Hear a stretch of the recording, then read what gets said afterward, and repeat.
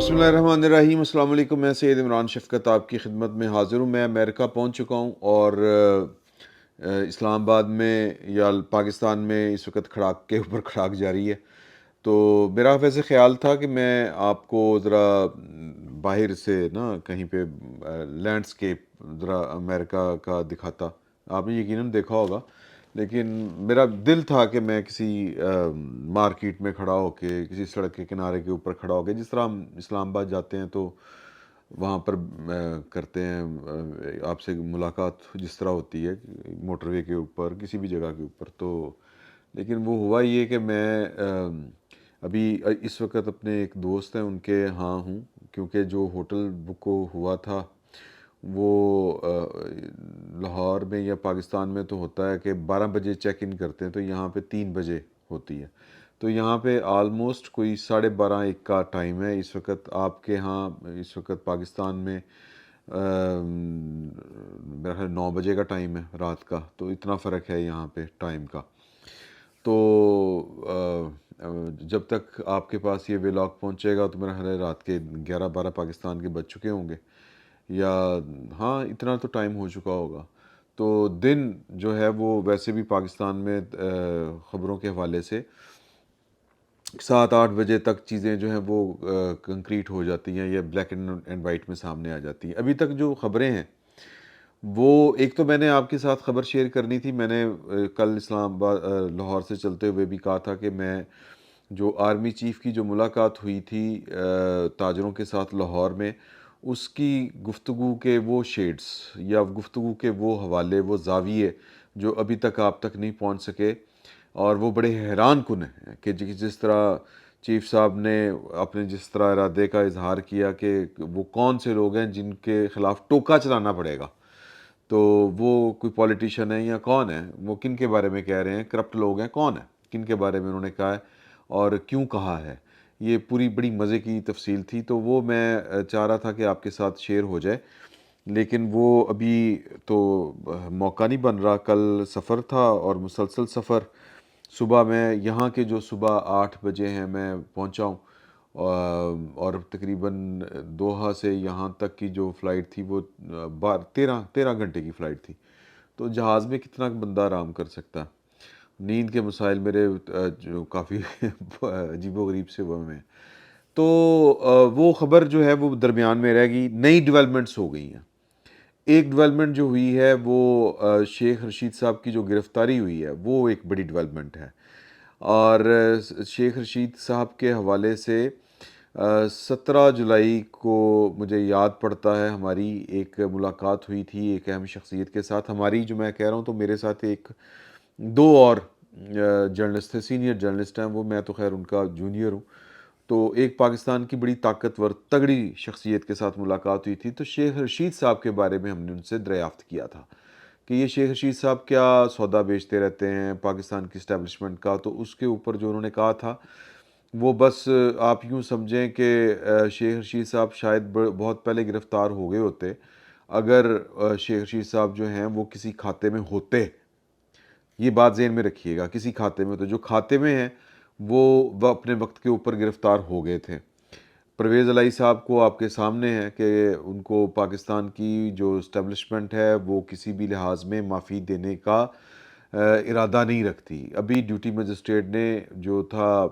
Master plan Lahore والا وہ مقدمہ، اس میں اس کو ڈسچارج کیا ان کو، اور ان کو دوبارہ گرفتار کر لیا گیا نیب کے ایک مقدمے میں، اور ان کو واپس پنڈی پہنچا دیا گیا ہے۔ تو اس کا مطلب کیا ہے؟ اس کا مطلب یہ ہے کہ کوئی سے مراد یہ ہے کہ پاکستان کی جو ریاست ہے، ریاستی ادارے ہیں،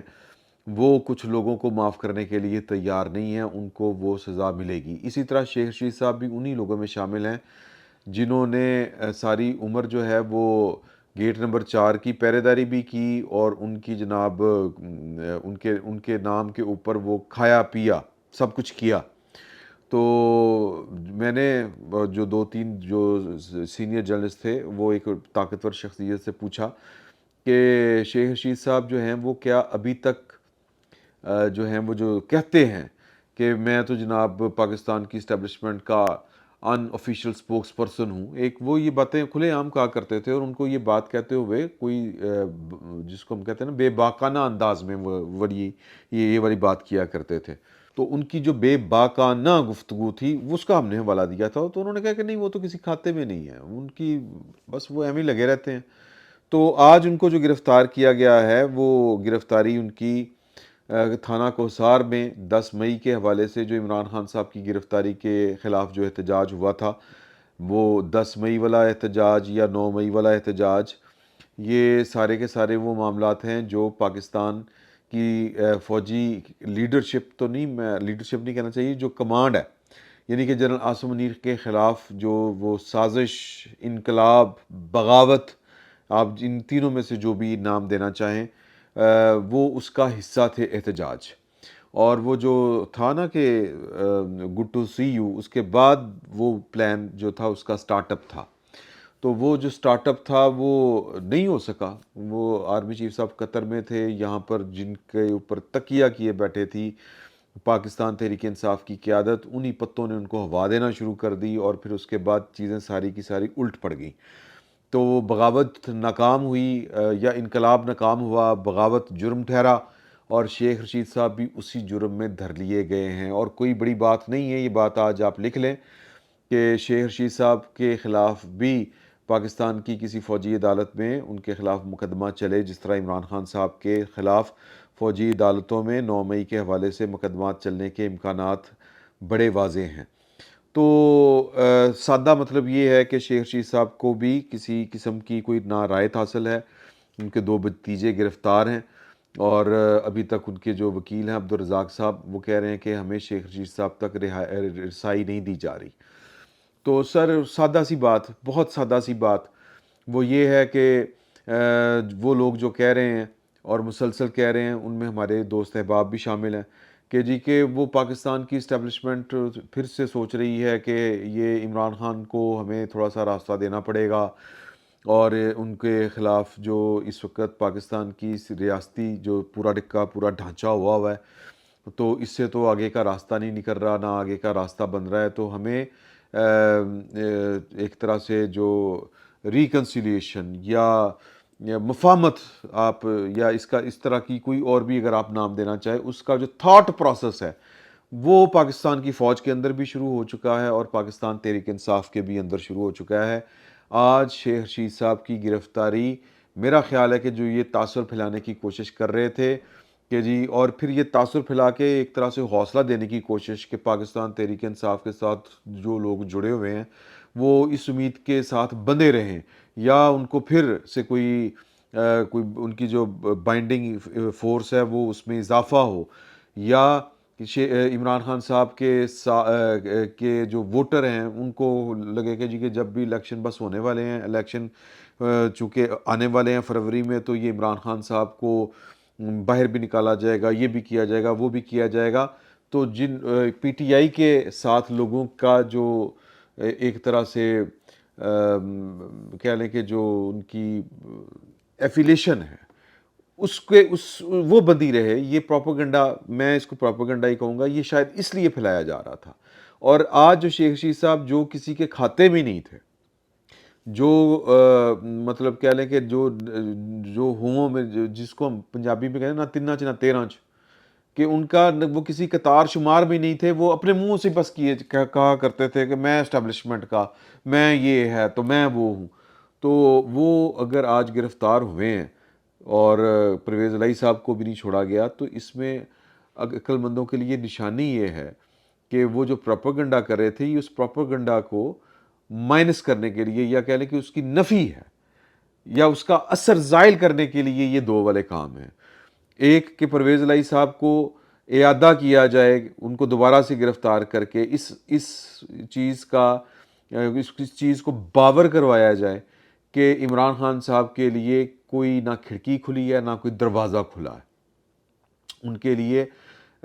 کوئی سافٹ کارنر کسی کے ذہن میں ہے نہ دل میں ہے. تو یہ پرویز الہی صاحب کو دوبارہ سے گرفتار کر کے یہ تاثر دیا گیا ہے کہ جو لوگ یہ سمجھ رہے ہیں کہ خان صاحب آئے اور خان صاحب چھائے، نہ خان صاحب آ رہے ہیں نہ خان صاحب چھا رہے ہیں. اور پھر شیخ رشید صاحب کی گرفتاری، یہ اس کے اوپر مزید مہر تصدیق ثبت کر دینا ہے کہ عمران خان کے ساتھ جن جن لوگوں نے 9 مئی کے بعد بھی ان کا ساتھ دینے کی کوشش کی ہے ان کے لیے بھی کسی قسم کی کوئی معافی نہیں ہے۔ اور پھر دوسری طرف آج جو پاکستان کے نئے چیف جسٹس ہیں جن کا بڑی بے صبری سے انتظار کیا جا رہا تھا، پاکستان کے اہم عہدوں پر فائز جو افراد ہیں وہ اس دن کا انتظار کر رہے تھے۔ یہ میں بربنائے اطلاع آپ کو یہ والی بات بتا رہا ہوں، یہ میں کوئی ہوا میں نہیں چھوڑ رہا، نہ یہ میرا تجزیہ ہے، نہ یہ میرا جس کو کہتے ہیں کہ حالات و واقعات کو دیکھتے ہوئے میری کوئی ٹیبل سٹوری اس طرح کی کوئی چیز، بالکل پوری ایمانداری کے ساتھ میں پورے وثوق کے ساتھ تصدیق شدہ خبر آپ کو بتا رہا ہوں کہ پاکستان کے بہت سے اہم افراد اس دن کا انتظار کر رہے تھے اور ان کا خیال تھا کہ بندیال صاحب جائیں گے تو چیزیں آگے بڑھیں گی، پاکستان کے آئین کے اوپر عمل ہوگا، پاکستان کے آئین کے اوپر اور قانون کے اوپر جس کو کہتے ہیں ود ٹرو اسپرٹ جو ہوتا ہے عمل کے پورے اخلاص کے ساتھ عمل ہوگا، یوں کہہ لیں سادہ الفاظ میں۔ تو آج انہوں نے حلف نہ صرف حلف اٹھایا اپنے عہدے کا، ایک بڑا اچھا جیسچر، ان کی بیگم ان کے ساتھ کھڑی تھی اور دنیا بھر میں جو مطلب کہہ لیں کہ اس طرح کا تاثر اب جو ہے نا سافٹ امیج وہ ہوتا ہے، یہ ماڈرن ورلڈ میں بھی ہوتا ہے، اور کہ آپ کا جو بیسٹ ہاف ہے وہ آپ کے ساتھ اور پھر ان کی بیگم نے تو جو کڑا ترین وقت تھا اس میں وہ ان کے ساتھ بالکل جو ہے وہ جس طرح ایک حق ادا کرنا ہوتا ہے جیون ساتھی کو، انہوں نے کیا، جو سرینا عیسیٰ ہیں، اور پورے دھڑلے کے ساتھ کیا، پوری وہ جس کو کہتے ہیں کہ اپنے شوہر کی طاقت بنی رہی۔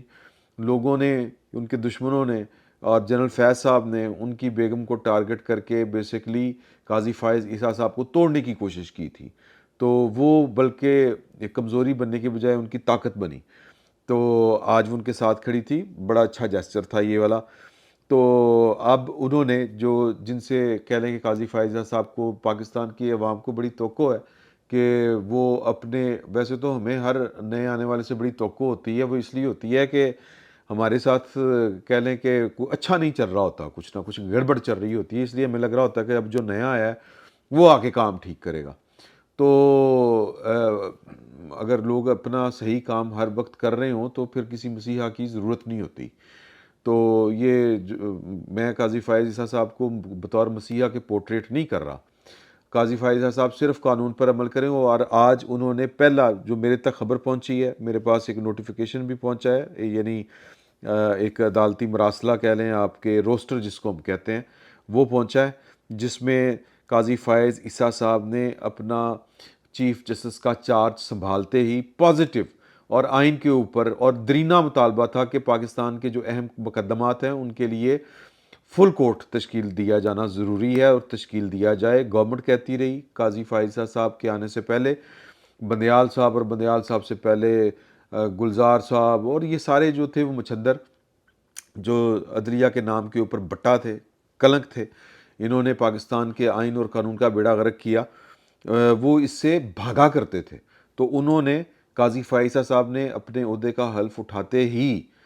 پہلا جو کام کیا ہے وہ فل کورٹ تشکیل دیا ہے، اور اس فل کورٹ میں قاضی فائزہ صاحب ہیں، سردار طارق مسعود صاحب ہیں، اعجاز الاحسن صاحب ہیں،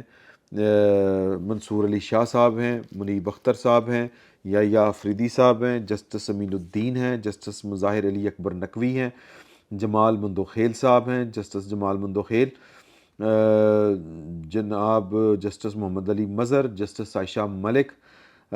جسٹس اطہر من اللہ، جسٹس سید حسن اظہر رضوی، جسٹس شاہد وحید،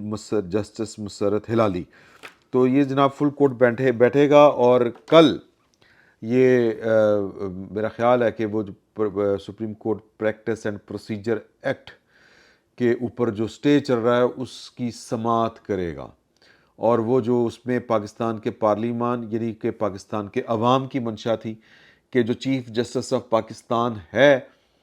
وہ مغل بادشاہ نہیں ہے، وہ اکبر بادشاہ نہیں ہے، جہانگیری عدل جہانگیری نہیں ہے، وہ ایک چیف جسٹس ہے جس کا آئین پاکستان میں ذکر ہے، اور آئین پاکستان کسی کو بادشاہوں والے اختیار نہیں دیتا۔ تو جو سپریم کورٹ کے رولز میں ترمیم کر کے وہ جو ایک 3 رکنی کمیٹی کے چیف جسٹس اور 2 سینئر ترین جج بیٹھ کے مقدمات کی جو ایلوکیشن ہے کہ کون سا مقدمہ کس عدالت میں لگنا ہے، یعنی کہ بادشاہت اور آمریت جو تھی چیف جسٹس کی، وہ ختم کرنے سے متعلق جو پاکستان کی پارلیمان نے قانون سازی کی تھی، اس کے اوپر بندیال صاحب نے اسٹے آرڈر جاری کیا تھا کہ اپنے میرے پاس تو اختیار اب بادشاہوں والے ہوں گے۔ تو قاضی فائز عیسیٰ صاحب کا بڑا حوصلہ ہے کہ وہ اس کو میرٹ کے اوپر جا کے ڈسکس کرنا چاہ رہے ہیں۔ تو میرٹ اب جو پتہ نہیں ان کے کیا بنتا ہے کیا نہیں بنتا، لیکن اصول تو یہی بھی ہے کہ اگر وزیر اعظم، وفاقی حکومت کا مطلب ہے کہ وزیر اعظم اور کابینہ، تو سپریم کورٹ کا مطلب ہے چیف جسٹس اینڈ ججز آف دا سپریم کورٹ، اور چیف جسٹس جو ہے وہ اپنی ذات میں بادشاہ سلامت نہیں ہے کہ وہ جناب بیٹھ کے دربار لگائے کہ یہ اس کو یوں کر دو، اس کو وہ کر دو، اس کو یہ کر دو، اس کو وہ کر دو۔ تو اس کا فیصلہ ہونے جا رہا ہے، اور امید ہے کہ 3 رکنی کمیٹی ہی چیف جسٹس کی سربراہی میں مقدمات کو ایلوکیٹ کیا کرے گی، اور ججز کو بینچ بنانے کا جو اختیار ہے وہ بھی اسی کمیٹی کے پاس ہوگا۔ تو دیکھتے ہیں کہ کیا ہوتا ہے، چیزیں پازیٹیولی آگے بڑھتی ہیں یا پھر پاکستان کی تقدیر میں جو ضلالت اور ہیجان لکھا ہوا ہے وہ برقرار رہتا ہے۔ تو اگلے ولاگ میں انشاءاللہ میں جو چیف آف آرمی سٹاف ہیں ان سے متعلق جو خبر ہے وہ آپ کے ساتھ شیئر کروں گا۔ فی الوقت اتنا ہی، بہت بہت شکریہ۔